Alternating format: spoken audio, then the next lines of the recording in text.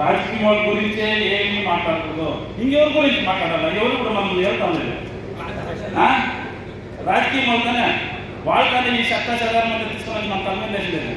దాన్ని ఇంకా నేనేం చెప్తానంటే వాళ్ళని అడుగుతాను కూడా யார் மதிப்பு செஞ்சுன்னு வாழ்ந்து அடித்தோம். தெலுங்குல மாட்டாங்க வாழ் பேசுகிற இல்லை தமிழில் மாட்டாங்க கான்செப்ட். இப்போ நாங்கள் இந்த திமுக அரசுக்கு சும்மா வந்து நாங்கள் ஓட் போடல. அதாவது உங்கள் தாத்தா வந்து எங்கேருந்து நிறைய நல்ல விஷயம் வந்து பண்ணியிருக்காங்க.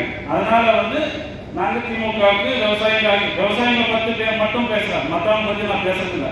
விவசாயிங்க நாங்கள் எதுக்கு உங்கள் திமுகவுக்கு வந்து ஓட் போடுறோன்னா உங்கள் தாத்தா வந்து முதல்ல இலவச மின்சாரம் கொண்டு வந்தது உங்கள் தாத்தா.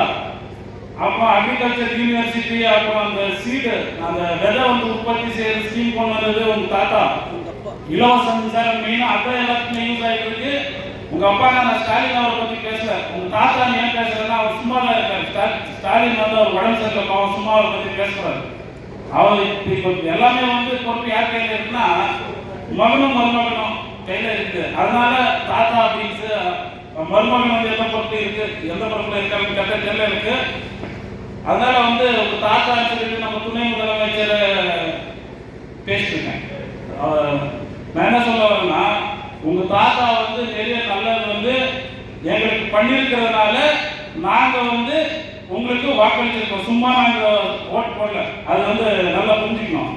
என்னென்ன பண்ணியிருக்காங்கன்னா அக்ரிகல்ச்சர் யூனிவர்சிட்டி கொண்டு வந்தது உங்க தாத்தா, இலவச மின்சாரம் கொண்டு வந்தது உங்க தாத்தா, அதுக்கப்புறம் இந்த என்னது வட்டியில்லா கடன் ஸ்கீம் கொண்டு வந்தது உங்க தாத்தா, 7000 கோடி கடன் தள்ளுபடி, விவசாய கடன் தள்ளுபடி பண்ணது உங்க தாத்தா.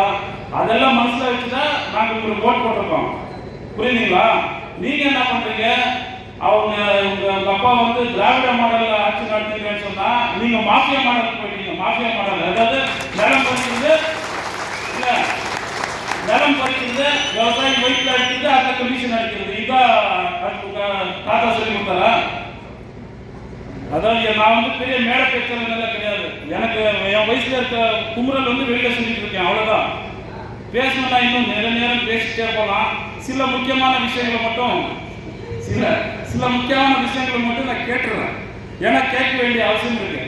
இப்போ நீங்க ஒரு ரியல் எஸ்டேட் கம்பெனி நடத்துறீங்க. பேரு ஜி ஸ்கொயர். இங்க இது டவுன்ஷிப் டைட்டன் டவுன்ஷிப் பின்னாடி வந்து ஜி ஸ்கொயர் லேஅவுட் ஒன்று இருக்குது. அந்த ஜி ஸ்கொயர் லேஅவுட்ல ஒரு சென்ட் ஒரு ஸ்கொயர் ஃபீட் வந்து 3000 ரூபாயிலிருந்து 4000 ரூபாய். அங்கிருந்து உங்க பாஷையிலே சொல்ற 4 minutes straight from that place. எங்க நம்ம தமிழ்நாட்டுல உங்க பாஷையிலே சொல்ற அங்க வந்து எஸ்டிஆர் ரோடு கேட்டதுக்கு 7 லட்சம் ரூபாய் கொடுத்துருக்காங்க ஒரு ஏக்கருக்கு. உங்க லேஅவுட்ல மட்டும் ஸ்கொயர் ஃபீட் 3000 ரூபாய் 4000 ரூபாய், அங்க 7 லட்சம் ரூபாய் ஒரு ஏக்கர். சொல்லி தெரியாதா? அது நடத்துறீங்களா? வேற ஏதாவது ரியல் எஸ்டேட் கம்பெனி நடத்துறீங்களா? சொல்லுங்க. சொல்லி தெரியாதா? ஓகே. அரசியல் நடத்துறீங்களா? ரியல் எஸ்டேட் கம்பெனி நடத்துறீங்களா? கிட்டத்தட்ட ஒரு 700 கரெக்டா மெஜர்மெண்ட் தெரியல எவ்வளவு ஏக்கரா போயிருக்கும். ஒரு 700 ஏக்கரா போயிருக்கும்னு நினைக்கிறேன். 700 ஏக்கரா போயிருக்கும் விவசாயிகளுக்கு 7 லட்சம் ரூபாய் கொடுத்தா என்னத்துக்கு ஆகுது? 7 லட்சம் ரூபாய். மினிமம் பேசிக் காமன் சென்ஸ் கூட இல்லையா? ரோடு வேணும் தான் எல்லாத்துக்குமே. ரோடு இருக்கணும், ரயில்வே இருக்கணும், எல்லாமே இருக்கணும். ரோடு வேணும் தான். மினிமம் பேசிக் காமன் சென்ஸ் இருக்கிறவங்க எவனும் இந்த மாதிரி பண்ண மாட்டான். அவங்க வயிற்றுல எடுத்துட்டு நீ என்ன வாழ்ந்துட்டு போற? பணத்தை தின்னீங்களா? பணத்தை சாப்பிடுவீங்களா? நான் இவ்வளவு நாள் வந்து பேசக்கூடாதுன்னு ரொம்ப பொறுத்து பார்த்தேன். இது எங்களுக்கு லாஸ்ட் மீட்டிங். என்னால் ரொம்ப நேரம் நின்று பேச முடியாது. அதனால நான் என்ன சொல்ல வரேன்னா இப்போ நீங்க இதை வந்து எதுக்காக உங்களுக்கு